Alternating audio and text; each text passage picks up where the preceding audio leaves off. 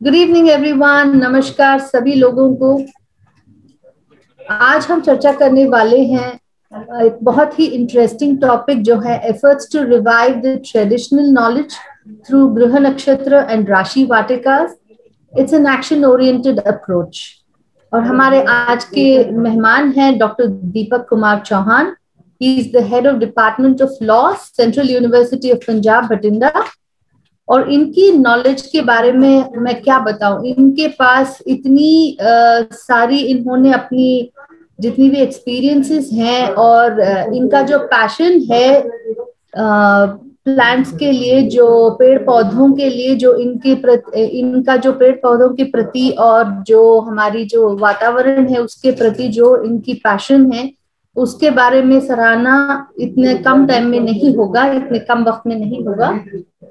तो आज के लिए हम इनसे ग्रह नक्षत्र और राशि वाटिका के बारे में जानते हैं कि ये क्या है, इसको क्यों लगाते हैं और इसके क्या लाभ हैं, और इनका हमारे जीवन पर क्या असर हो सकता है, हमारे व्यक्तित्व पर क्या असर हो सकता है, हमारे सेहत पर क्या असर हो सकता है, हमारी मानसिकता पर क्या असर हो सकता है।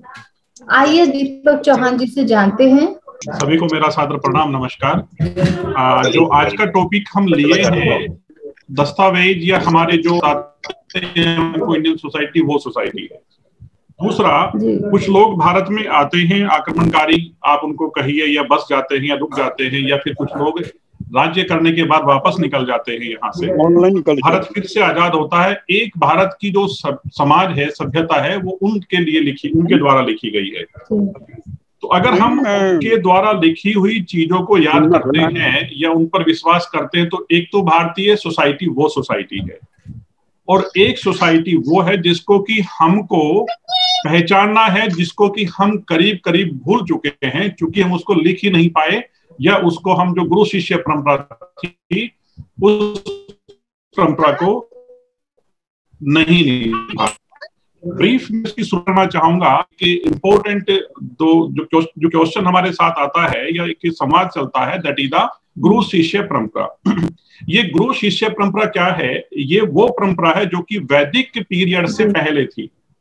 अब वैदिक पीरियड मतलब कहने का ये हुआ, जिस दिन और जिस समय से हमने मौखिक चीजों को लिखना शुरू किया ताकि वो अच्छे से याद रह सके, उस दिन से हमारा वैदिक सभ्यता की शुरुआत होती है। लेकिन उससे पहले सरस्वती को, या जो वीणा है उसको केंद्र मानते हुए, देवी सरस्वती को केंद्र मानते हुए, हम केवल संवाद के द्वारा जो है शिक्षा का ग्रहण करते थे। और वो साफ साफ लिखा हुआ भी है कि जो शिक्षा है पहले वो गुरु को आनी चाहिए, तभी गुरु उस शिक्षा को बोलकर मौखिक रूप से अपने शिष्य को बता पाता था। और देखिए, मैं आपको एक बहुत अच्छा एग्जाम्पल यहाँ पर कोट करना चाहूंगा, that is very important example over here. हमको अगर हम बात करते हैं संगीत की, तो संगीत की धुन याद रहती है, उसकी जो गति है वो याद रहती है कि मध्यम सुर में है या अपर सुर में है या नॉर्मल सुर में है, लेकिन उसके बोल बहुत सी बार हम भूल जाते हैं। तो वो धुन जो है हमको उन बोल को रिवाइव करने में, याद करने में हमारी हेल्प करती है। तो इंपॉर्टेंट पॉइंट यहाँ पर ये हुआ, जो गुरु शिष्य परंपरा थी, उस परंपरा का सबसे अच्छा उदाहरण यही है, उसका फायदा यही था कि वो गुरु शिष्य को एक सुर में, एक स्वर में और एक ध्वनि को केंद्र मानकर उसको सिखाता था। फिर उसके बाद हमारी वैदिक सभ्यता आई। उसके बाद हमारे पास हम देखते हैं जो बीच का पीरियड रहा है, उसमें सबसे इंपॉर्टेंट रहा है मुगल पीरियड, फिर रहा है ब्रिटिश टाइम का पीरियड। तो यहाँ पर भारत को दोबारा से लिखा गया, और उन लोगों ने भारत को लिखा जो कि भारत से बहुत ज्यादा मतलब ही नहीं रखते थे, या भारत से वो नहीं चाह पा रहे थे कि हम इस देश को अपनाएं। तो उनका लिखने का तरीका, वो खुद को नायक मानकर दूसरों को उन्होंने गुलाम मानकर लिखा है। Now see, here we are going to talk about some of the Indian ceremonies. अब देखिए, हमारी सभ्यता की बात हम करते हैं। Suppose we are talking about the Indian society, all the ceremonies beginning from the birth and to death and after that death also. अभी श्राद्ध का महीना आने वाला है, जो कुछ एक महीने बाद आएगा। हमारे यहाँ तो उस तक को भी लिखा गया है। And these are celebrated after consulting a religious almanac. Now see, the advice of an astrologer is sought on the various occasions like naming ceremony, birth ceremony, wearing this skate ceremony, this thread ceremony, marriage ceremony, baby, and so many ceremonies are there in the Indian culture. Here I am talking about the Indian culture. भारतीय सभ्यता की बात करता हूँ मैं, संस्कृति की बात करता हूँ, धर्म की बात नहीं करता हूँ. Now see, when we are talking about all these things, so we have a tradition, or this Indian culture have a tradition, and that tradition to consult the auspicious days, times, moments, and minutely before starting any occasion. So here it is clearly seen that there is a great impact of planets at the time of birth in the horoscope and this constellation at the time of the ceremonies in our routine life.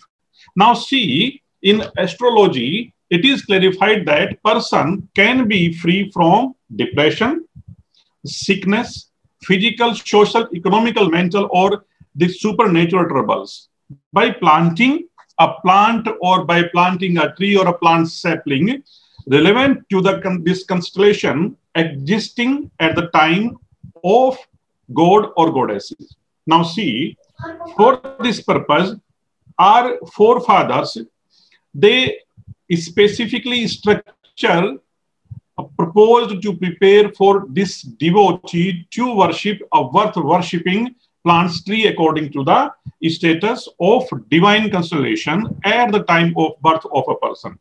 वो सभ्यता भी हमारे साथ संस्कृति में चलती रही कि हम बच्चे के जन्म के साथ भी एक पेड़ लगाते थे, लेकिन धीरे धीरे क्या हुआ, जो सभ्यता भारत की थी, संस्कृति भारत की थी, उसको जब लिखने वाले दूसरे आए तो वो लोग उसको नहीं लिख पाए. देखिए, मैं अपना जो ये टॉपिक है इसको थोड़ा नैरो करते हुए या स्पेसिफिकली फोकस जो है वो रखना है हमको.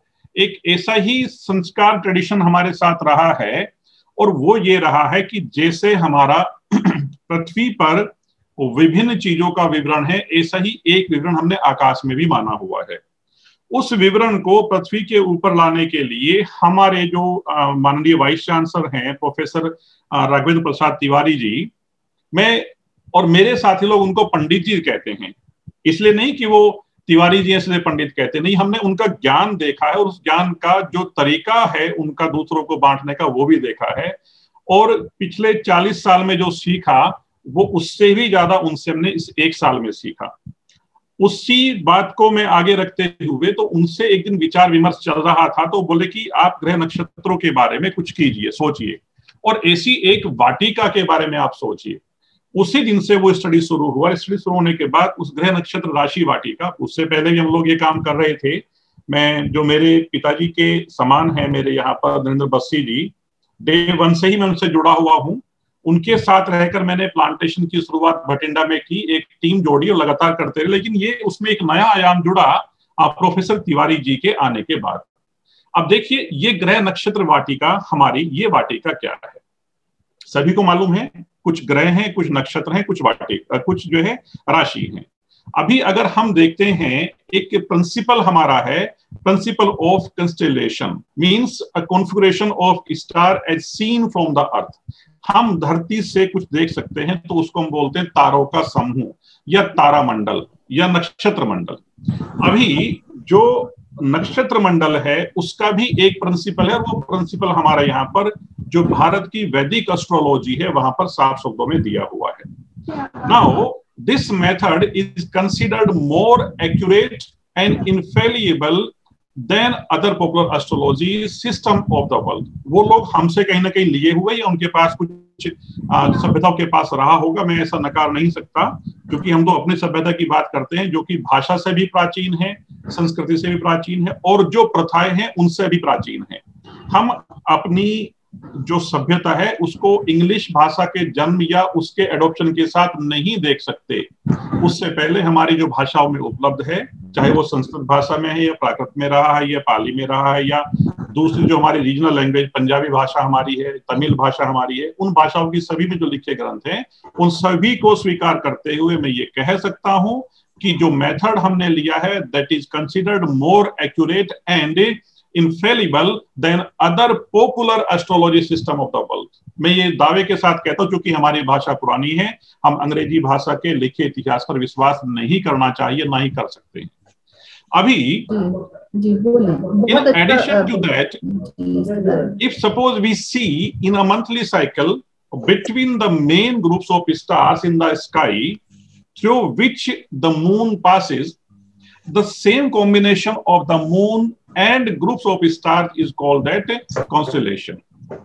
Now about 27 तरह के जो different stars हैं, और the clusters are formed along the path of 360-degree orbit of the moon. Now these divided groups of stars in the sky are known as this particular Tara Mandal. Now see, जब हम नक्षत्र वृक्ष रोपण की बात करते हैं, तो मैं इसको और थोड़ा सा ब्रीफ में रखना चाहूंगा ताकि ये इजीली समझ भी आ जाए चीज। जिस तरह पृथ्वी के धरातल को भूगोलविद 36 की अक्षांश रेखाओं में चिन्हित करते हैं, उसी तरह से प्राचीन काल में धरती के ऊपर आकाश को 27 बराबर भागों में बांटा गया है। जो हमारा इंडियन नॉलेज की मैं बात करता हूँ, भारतीय संस्कृति की, भारतीय ज्ञान की, और मैं उस नॉलेज को कभी भी इंडिजीनियस नॉलेज शब्द से नहीं पुकारता। दोनों शब्दों का एक परिभाषाओं का डिफरेंस है। वो हमारी रिच एंड ट्रेडिशनल नॉलेज है, वो कहीं गई नहीं है, छिपी नहीं है, वो आज भी अवेलेबल है, हम उसको पढ़ पाते हैं। नाउ देखिए, तो इन नक्षत्रों की पहचान आसमान के तारों की स्थिति विन्यास से की जाती है। जिस तरह समुद्र में प्रमाण जहाज की स्थिति देशांतर रेखा में व्यक्त की जाती है, उसी तरह हम पृथ्वी के नजदीक के पिंडों, जिनको कि ग्रह बोलते हैं, के भ्रमण की स्थिति नक्षत्रों में व्यक्त करते हैं। तो अब भारतीय ज्ञान के अनुसार अगर हम देखते हैं, और जो मान्यता है, मैं ज्ञान और मान्यता दोनों चीजों की बात कर रहा हूं, यहाँ पर दोनों को ही स्वीकार करता हूं। ये नहीं कि जो ज्ञान है या जो मान्यता है, मान्यता भी इंपॉर्टेंट है, बहुत महत्वपूर्ण है, और ज्ञान तो इंपॉर्टेंट है ही है साथ साथ। देखिए, मान्यता और ज्ञान के अनुसार 27 नक्षत्रों के नाम, जो कि अश्विनी नक्षत्र, भरणी, कृतिका और रोहिणी से होते हुए 27 को हम रेवती नक्षत्र की बात करते हैं। अब इन्हीं सब नक्षत्रों के कुछ पौधे हमारे पास अवेलेबल हैं, पृथ्वी पर अवेलेबल हैं। अब देखिए, अश्विनी नक्षत्र का पौधा जो है कुचिला, एक इंपॉर्टेंट पौधा है। अब इसके गुण भी आगे हम थोड़ा डिस्कस करेंगे बाद में। भरणी नक्षत्र आंवला, कृतिका गुलर, रोहिणी जामुन, मृगशिरा नक्षत्र खैर, आद्र नक्षत्र काला तेंदु और पुनर्वसु बांस, पुष्य नक्षत्र पीपल, अश्लेषा नाग और या नाग केसर, मेघा बरगद, पूर्वी फागुनी नक्षत्र ढाक, उत्तर फागुनी नक्षत्र पाकड़, जिसको कि पिलखन भी बोलते हैं हम, फिर हस्त नक्षत्र रीठा, चित्रा बेल, स्वाति अर्जुन, विशाखा कटैया, अनुराधा नक्षत्र मौलश्री, ज्येष्ठा चीड़, मूला नक्षत्र साल, पूर्वषाढ़ा नक्षत्र जलवेतस या जलबेड़ा भी इसको बोलते हैं हम।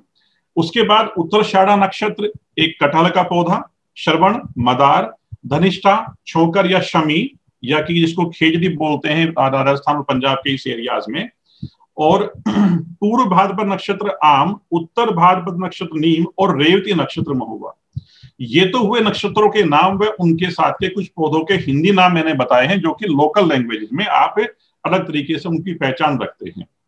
अभी जो 27 नक्षत्र हैं और इन 27 नक्षत्रों के पौधे हैं, तो इन वृक्षों का रोपण एक वृत्त के रूप में वृत्त की परिधि को 27 बराबर भागों में बांटकर किया जा सकता है।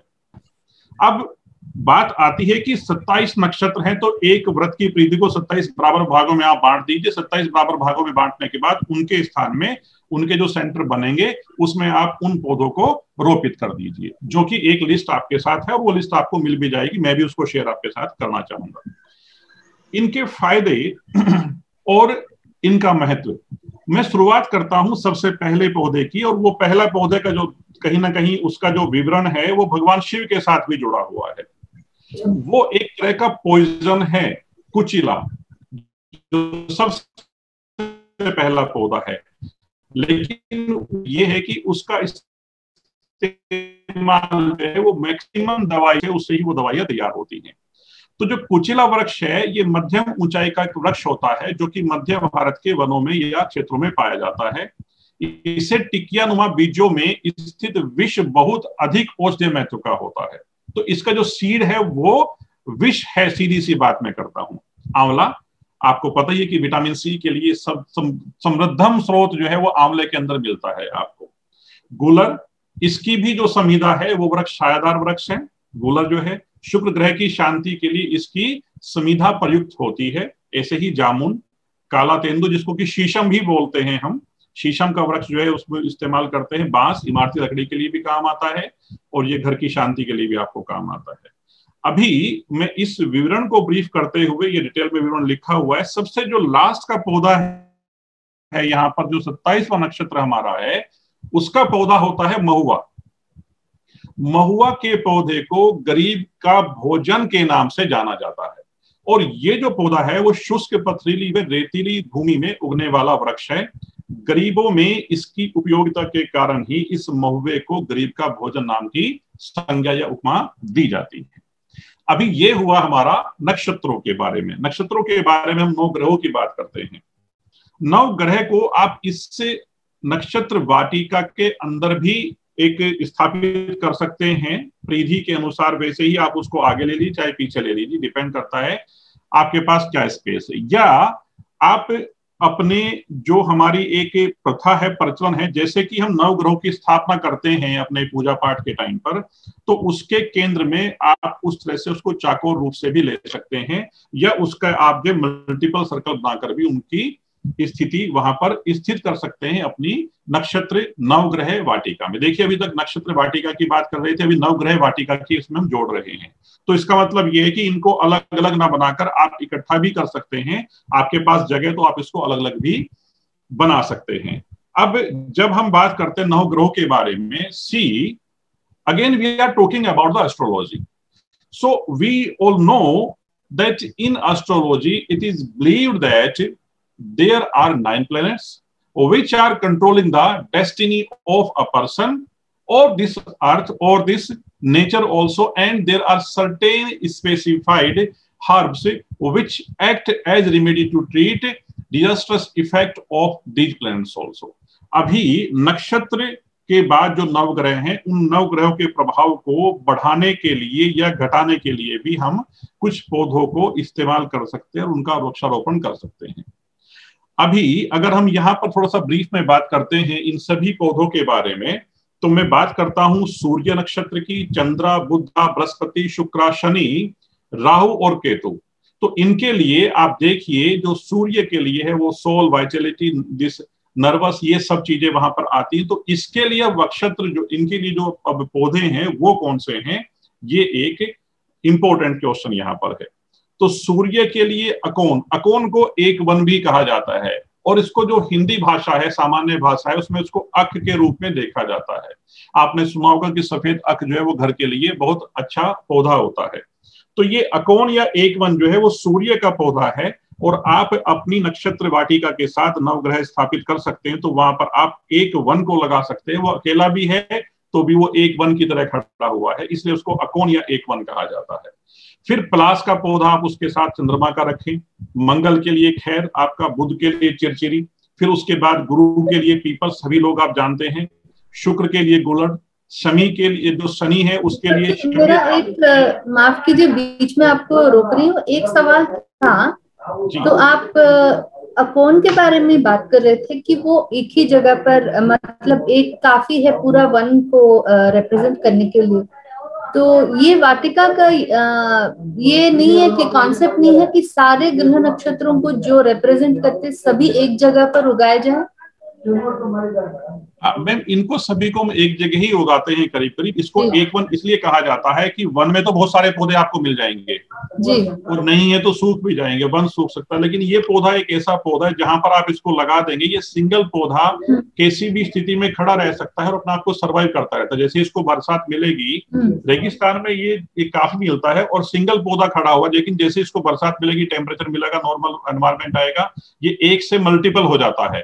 इसलिए इसको जैसे कि दूबड़ा आप मानते हैं ना, दूरवा बोलते हैं, और उसको बोलते हैं कांडात कांडात, वो जो है आपके वंश वृद्धि के लिए माना गया है। ऐसे ही ये है, अगर ये पौधा तो बीमारी में भी काम आता है, नक्षत्रों के हिसाब से भी ठीक है, ग्रह के हिसाब से भी ठीक है।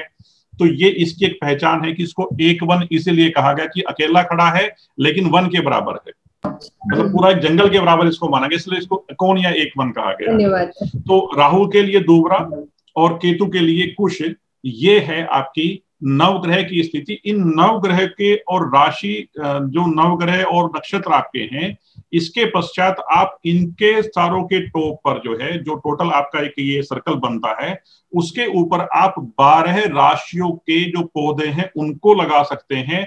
और आप देखिए कि आपको सेम सर्कल को दोबारा से 12 बराबर भागों में डिवाइड करना है। ध्यान रखना है कि जो आपने सर्कल का मिड पॉइंट लिया है, उस मिड पॉइंट से आप दिशाओं का निर्धारण जरूर कर लें। आप चाहे उसके लिए जो कंपास है मोबाइल ऑनलाइन आपको वो मिल जाता है, या आप दिशा के हिसाब से देख सकते हैं उस चीज के लिए। दिशा निर्धारण करने के बाद आप जो है इसका एक बेस लाइन बनाए और उस बेस लाइन को टॉप से लेकर अंदर तक लेकर आए, या अंदर से उसको जो आउटर सर्कल है लाइन है उस तक लेकर जाएं। तो वो जो आपका बेस लाइन एक होगा, वो एक ही लाइन बनती है आपकी, जो कि सूर्य दिशा की ओर बनती है, सेंटर से सूर्य दिशा की ओर जाएगी। उसके बाद फिर आप उसको लेफ्ट से लेकर राइट की ओर चलते हैं, उसको लाइन को पूरा करेंगे और उसके हिसाब से डिवाइड करेंगे। तो लास्ट का जो आपका टॉप पेरिफेरी है, उसको you can divide that into 12 different parts, equal parts. तो वो 12 राशियां वहां पर आप, और राशियों के पौधे वहां पर आप लगा सकते हैं। उन राशियों के पौधों के लिए हम देखते हैं तो राशि के हिसाब से मेष राशि के लिए फिर वही आंवला, वृष, जामुन, मिथुन, शीशम, कृक, नागकेसर। तो नागकेसर प्लांट आपका 2 बार रिपीट हो रहा है, आप देखिए।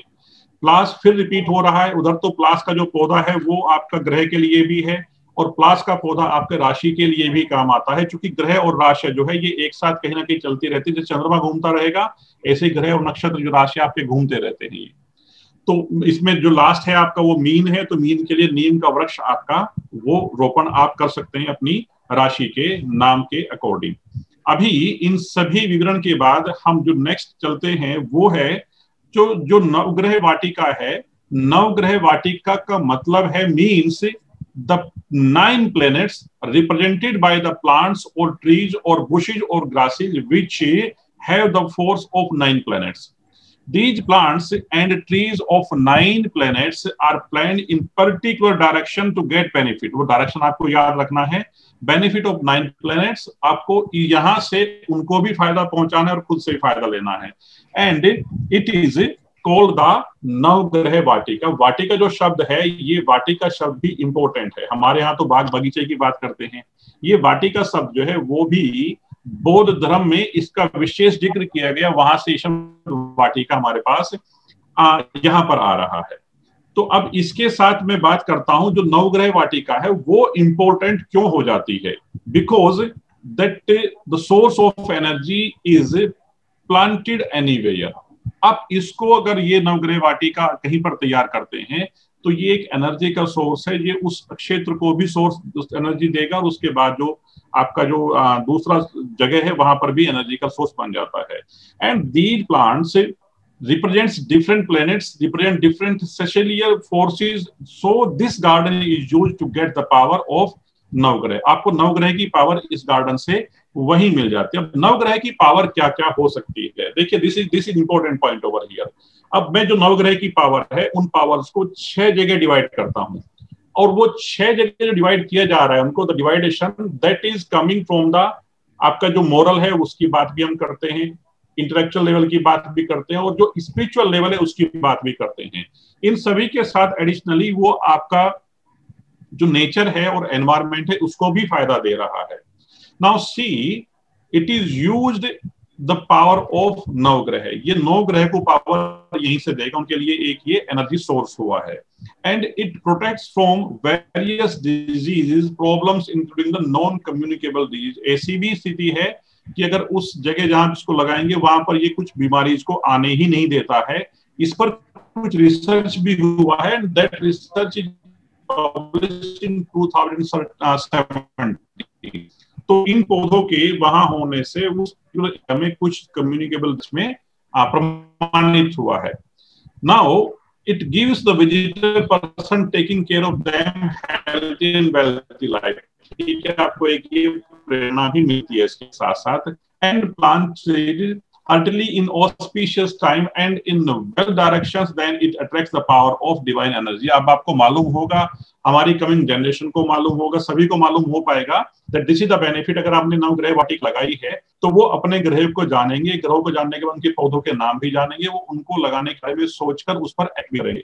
That's why the main concept of this particular talk is, the importance of this talk is we works that act locally।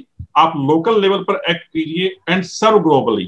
अब मेरे लिए जरूरी नहीं कि मैं यहाँ से जो है किसी कॉन्फ्रेंस के लिए UNEP की कॉन्फ्रेंस जाना है या कोई एनवायरमेंट पर सेमिनार कॉन्फ्रेंस करना, उसके लिए कोई जरूरी नहीं कि मैं यहाँ से कुछ पैसा फूकर या पॉल्यूट करने के बाद ही किसी दूसरे देश में जाकर वो प्रेजेंट करूं। I can do that work at local level. ये सबसे बेस्ट कंसेप्ट मैं मानता हूं कि एक्ट लोकली और सर्व ग्लोबल। या अपने घर पर रहकर क्या हम ग्लोब को सर्व कर सकते हैं? कर सकते हैं। तो उसके लिए कोई जरूरी नहीं कि मैं यहाँ से जाकर पॉल्यूट करूं, अपनी गाड़ी उठाऊं, एनवायरमेंट को पॉल्यूट करूं, उसके बाद जाकर उनको ही बताऊं। And in that particular AC room, अभी उसमें सुनने वाले बहुत कम होंगे और बाहर काम करने वाले तो बिल्कुल शायद 1-2% ही मिल पाएंगे। सो दैट व्हाई आप ग्रह नक्षत्र राशि वाटिका घर पर होने के बाद जो नवग्रह हैं वो आपके जो वास्तु दोष है उनको भी दूर करते हैं। This is the important thing over there.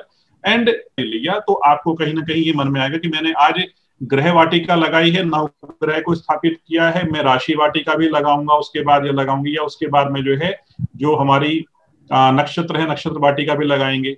तो ये सब चीज यहाँ पर इससे फायदा होता है।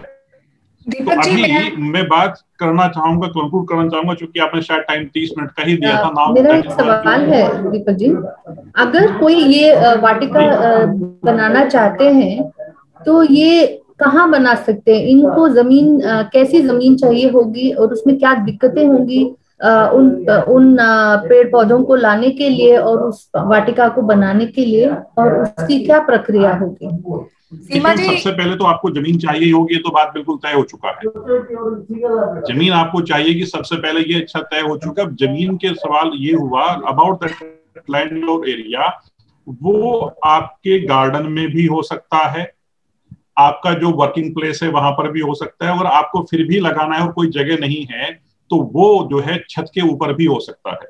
नाउ सी, आप देखेंगे कि जो the beauty of this nature, हर एक जगह कोई ना कोई पौधा तैयार आप कर सकते हैं। ये वेरिएशन इज देयर कि यहाँ पर जो है ये टॉप लेवल पर डिफरेंट वैरायटीज आएंगी, मिडिल पर डिफरेंट आएंगी, सी लेवल डिफरेंट वैरायटीज आएंगी। लेकिन एक सबसे अच्छा कंसेप्ट आप देखिए, अगर आपके पास जगह है तो क्या आपके पास जो गमले जो पोट्स हैं, क्या उनमें पौधे आप नहीं लगा सकते? लगा सकते हैं। हम यही तो करते हैं ज्यादातर। अगर हमारे पास बड़े बड़े फील्ड नहीं है एग्रीकल्चर के लिए या प्लॉट्स के लिए या लोन्स के लिए, तो हम अपने घर में गमले लगाते हैं। तो हम इन पौधों को गमले में लगाकर भी उनको एक नवग्रह की जैसी स्थिति में सेट कर सकते हैं। घर की छत के ऊपर भी सेट कर सकते हैं। केवल जो है वो स्थिति और डायरेक्शंस की बात है। तो घर की छत पर भी ये इजीली सेट हो सकता है, जमीन लोन में भी सेट हो सकता है। आपका जो वर्किंग एरिया है, school, college, industry, corporation, company, सभी के पास जगह होती है, वहां भी सेट हो सकता है। तो ये इसलिए कहीं भी सेट हो सकता है। और मिट्टी इसके लिए कोई विशेष नहीं, जो आपके दूसरी मिट्टी में पौधे तैयार हो रहे हैं, गमले के अंदर आप कोई भी पौधा तैयार कर ही लेते हैं डिफरेंट वेरिएशंस के साथ। जी मैम। मैं ऑडियंस से रिक्वेस्ट करना चाहूंगी, अगर उनका कोई भी क्वेश्चन है तो वो चैट बॉक्स में हमें अपने क्वेश्चंस भेज सकते हैं, ताकि दीपक जी जो है उनका रिप्लाई कर पाए।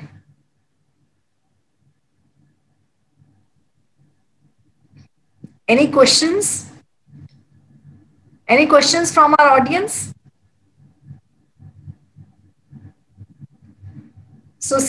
बसी जी कुछ पूछना चाह रहे हैं जी। अपने क्वेश्चंस चैट बॉक्स में ड्रॉप कर सकते हैं।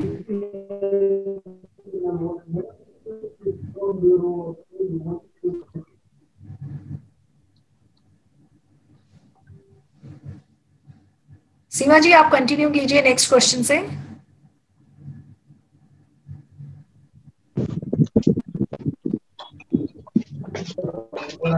जी आपने बहुत अच्छा जो भी ग्रह नक्षत्र के बारे में आपने इतनी डिटेल में आपने हमें बताई, लेते तो शायद ही हमको इतनी आसान तरीके से, इतना विवरण तरीके से मुझे मालूम होता कि ये इतना अच्छा है आपका जो कॉन्सेप्ट जो आपने बताया है। और बहुत लोगों को आपके इस कॉन्सेप्ट से लाभ भी होगा, और जिस तरीके से आप ये काम जारी रख रहे हैं आपका, हम क्या बताएं कि मैं बहुत प्रशंसा करती हूँ आपकी कि आप इतना अच्छा काम कर रहे हैं, और वो भी इतनी बखूबी, इतनी जानकारी रखते हुए आप कर रहे हैं। मैं तो बहुत इंस्पायर हो गई हूँ इस चीज से कि ये कॉन्सेप्ट मुझे पहले बिल्कुल नहीं पता था, ये नया है। तो जो भी है मैं शायद अपने आप को धन्य समझती हूँ कि आज मैं इस चैट में हूँ, इस कॉन्वर्जेशन में हूँ, इस वेबिनार में हूँ, कि ये कितनी बड़ी जानकारी मुझे मालूम हुई थी। तो आई एम रियली बहुत आभारी हूँ मैं आपकी। और कोई है जिनको कोई सवाल है दीपक जी से, क्योंकि आई थिंक ये इस मामले में ये नॉलेज का भंडार है। जी जी हाँ जी बताइए बसु जी। नमस्कार सभी को, नमस्कार। दीपक जी ने जो ज्ञान का भंडार खोला है ना, तो सबके लिए नई चीज है, बहुत बड़ी बात है। वैसे अक्सर हमारे जो आचार्य जी हैं, कोई समस्या रखो तो कहते हैं ये प्लांट लगाइए, ये प्लांट लगाइए, मगर ऐसी एक जगह पर नवग्रह की स्थापना करनी, पौधों द्वारा नक्षत्र वाटिका की करनी, ये एक बहुत बड़ी बात आगे चलकर रहेगी। तो दीपक जी मुबारकबाद आपको, इस सारे चैप्टर को आप मेल करें मुझे। ठीक ठाक जी जी अंकल जी, मैं आ गया। पिछले वर्ष हमने गुरु नानक देव जी के 550वें बर्थडे पर नानक बगीची बहुत लगाई। तो देखिए ना, नानक बगीची का क्या मतलब है, परमात्मा के साथ हम जुड़े। तो ये बहुत बड़ी बात थी। आप ये चैप्टर शेयर करें, इस पर आगे बातचीत चलती रहेगी। और आपकी यूनिवर्सिटी में तो लगाएंगे, मगर मैं एक थोड़ी सी रिक्वेस्ट और करूंगा, जो नक्षत्र का जो अक्ष बनता है ना, उसको हम बनाएंगे, क्योंकि आपके पास स्थान ज्यादा है, आपके पास जगह बहुत है। तो आपकी नक्षत्र वाटिका या नवग्रह वाटिका 12 राशियों के निशान हम वहां जरूर कोशिश करेंगे। अगर उस दिशा में प्लान ना लगा पाए हम, तो वहां उनके चित्र जरूर, तख्ती वगैरह जरूर लगाएंगे, ताकि जो भी उसको देखे उसे समझ आए। और ऐसी वाटिका जो नक्षत्र वाटिका, ये एनडीआरएफ में तो मैं बनवा ही दूंगा। तो आपका बहुत बहुत धन्यवाद। बातचीत आगे भी चलती रहेगी। धन्यवाद, धन्यवाद सभी का, धन्यवाद सभी को, नमस्कार। रूढ़ी जपाई भी रहेगी, कोई दिक्कत की होती बात तो करनी। हमारे जितने भी लोग हमें देख रहे हैं, हमारे दर्शक लोग एंड जो हमारे साथ अभी जुड़े हुए हैं, उनके लिए आपका कोई विशेष संदेश हो तो जरूर बताइएगा, हम बहुत उत्सुक हैं सुनने के लिए। एक संदेश मेरा है कि एक पौधा है जो कि समुद्र मंथन जब हुआ तो 11वें रत्न के रूप में प्राप्त हुआ, हार श्रृंगार का पौधा। मेरी सभी से गुजारिश है कि अगर उस पौधे को घर पे आप लगाएं तो वो बहुत अच्छा रहेगा सभी के लिए। जी, आप हमारे साथ जुड़े, हमारे मिशन के साथ भी जुड़े हुए हैं, इसके लिए हम लोग बहुत आभारी हैं आपके। और आपका जो भी भंडार है, आपने उसमें से जो ज्ञान हमारे साथ बांटा है, उसके लिए भी बहुत बहुत आभारी हैं। समय निकाल के आप आए और हमारे साथ ये सब बातें शेयर की, बहुत आभारी हैं हम आपके। और उम्मीद करते हैं आगे भी चलकर हम ऐसी और भी जानकारी वाले सेशंस आपके साथ करते रहें, ऐसी मीटिंग्स करते रहें। तो बहुत बहुत धन्यवाद है दीपक जी हमारे साथ जुड़ने के लिए। नमस्कार वेरी मच। नमस्कार सीमा जी, थैंक यू। नमस्कार एकता मैम। नमस्कार जी। दीपक जी, मुझे लगता है कि आज का जो सेशन था, शेयर कीजिए। थोड़ी टाइम लिमिट की वजह से हमें सेशन कंक्लूड करना होगा, बट मुझे लगता है कि इस तरह के सेशंस हमें और करने चाहिए, ताकि लोग जो है ग्रह नक्षत्र राशि वाटिका के बारे में जानें और इसको कैसे लगाया जाता है और इसके फायदे क्या हैं, इन सब चीजों पे मुझे लगता है कि अभी और बहुत चर्चा बाकी है, तो हमें इसके ऊपर जरूर काम करना चाहिए। और मेरी रिक्वेस्ट है आपसे कि आपको जब भी आप हमारे इस वेबिनार के अंदर दोबारा आकर हमारे दर्शकों को, हमारे ऑडियंस को और नॉलेज देना चाहें, तो हमारे लिए ये बहुत, हमारे प्लेटफॉर्म पर आएंगे तो हमारे लिए बहुत आपकी तरफ से एक फेवर रहेगी। सो वी रिक्वेस्ट कि आप जब भी नेक्स्ट अवेलेबिलिटी हो तो इसी ग्रह नक्षत्र वाटिका को की चर्चा को हम और आगे बढ़ाएं। मैं भी चाहूंगा कि इसके बाद जो नेक्स्ट सेशन रहे वो त्रिवेणी, लघु त्रिवेणी, हरिवटी और पंचवटी पर रहे। और लघु त्रिवेणी जो है या लघु पंचवटी वो हम घर पर भी लगा सकते हैं, जो एक रिप्रेजेंटेटिव प्लांट्स हैं। जैसे कि नीम का रिप्रेजेंटेटिव प्लांट हम जो है तुलसी को मानते हैं, उधर से जो है हम हार श्रृंगार ला सकते हैं। ये जो वट है, वट का जो रिप्रेजेंटेटिव प्लांट है, तो उससे क्या है कि बहुत बड़ा लगाकर हम घर के अंदर छोटी त्रिवेणी भी लगा सकते हैं। तो जो सेकंड सेशन है, जब भी आप वक्त देंगे तो मैं चाहूंगा कि त्रिवेणी, पंचवटी, हरिवटी पर एक सेशन जो है वो जरूर हो जाए। जरूर इंशाल्लाह जरूर हम लोग प्लान करके जरूर आपसे बता देंगे। बहुत बहुत धन्यवाद जी। बिल्कुल। और जिन लोगों को भी और जानकारी चाहिए और हमारे इस मिशन के साथ जुड़ना चाहते हैं, वो जरूर हमसे हमारे सोशल मीडिया हैंडल्स पर जरूर से जुड़ सकते हैं। और एकता आप स्क्रीन शेयर कीजिए थोड़ा, तो you can contact us and for any questions if you have to Deepak ji in future as well. Yes Seema ji, कुछ नेटवर्क इशू की वजह से हम स्क्रीन डिस्प्ले प्लीज नहीं हो रहा है एकता जी। So for any information, any questions, any queries on what we do, on what Parijay does, and any questions to Deepak ji, any questions to the experts that you have, you can always reach out to us on our social media handles.